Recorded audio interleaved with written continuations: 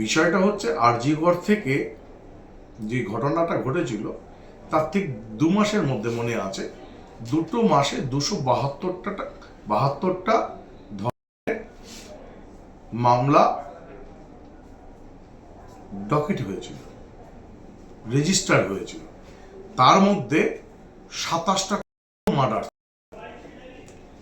সেই সময় এই কোট অ্যান্ড কোট যুবরাজ একটা চোর, যে চিটার, যে নিয়োগ দুর্নীতির টাকা খেয়েছে, গরুর টাকা খেয়েছে, কয়লার টাকা খেয়েছে, বালির টাকা খেয়েছে, এবং এই বিভিন্ন দুর্নীতিকে আড়াল করবার জন্য যে কোর্টে হাজার হাজার টাকা, কোটি কোটি টাকা নষ্ট করেছে, তো সেই প্রশ্নের উত্তর ওনাকে আগে দিতে হবে।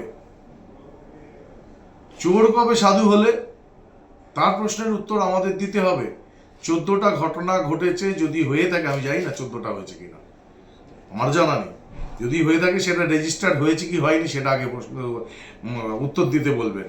কারণ আগের সরকারের সময় রেজিস্টারই হতো না, কোনো পোস্টমর্টম হতো না। পঞ্চায়েতে উপপ্রধানের ছেলে ঘটনা ঘটিয়েছে বলে তাকে পুড়িয়ে দেওয়া হতো জোর করে, ডেথ সার্টিফিকেট দেওয়া হতো না।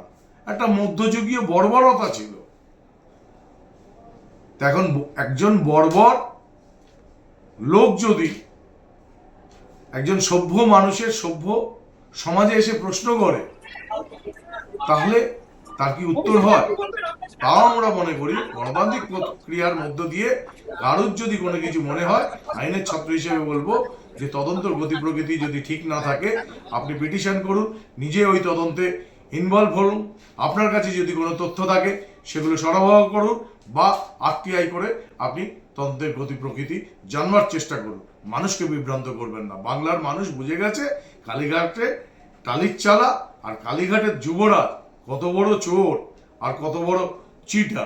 তো তার কাছ থেকে এই সেবাশ্রয় সেবা দেওয়ার নামে উনি যেটা করেছেন, ওটাও তো অনেক মহিলাদের, আমরা মনে করি আগামী দিনে এরকম কেসও আসতে পারে, মলেস্টেশনের কেসও আসতে পারে, শ্লীলতাহানিরও কেস আসতে পারে। একটা কোয়াক ডাক্তার শুধু নয়, ভেটেরিনারি ডাক্তার দিয়ে মানুষের, পশুর ডাক্তার দিয়ে মানুষের ট্রিটমেন্ট করানো হয়েছে ওখানে। উনি যে সামাজিক অপরাধগুলো করেছেন, সোশ্যাল ক্রাইমগুলো করেছেন, তার উত্তর তো ওনাকে দিতে হবে।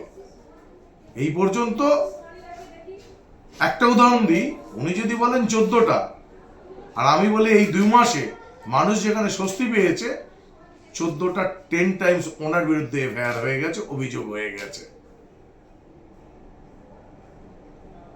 হাজারের উপর অভিযোগ শুধু অভিষেক বন্দ্যোপাধ্যায়ের নামে রেজিস্টার্ড হয়েছে। কেন?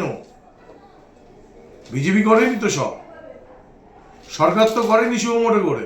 আমরা শুভমোটোতে বিশ্বাসী নই। সাজানো ঘটনা, কে সাজায় কে না সাজায় সেটা প্রমাণ হয়ে গেছে। যুবরাজ যেদিন রাস্তায় প্রথম বেরিয়ে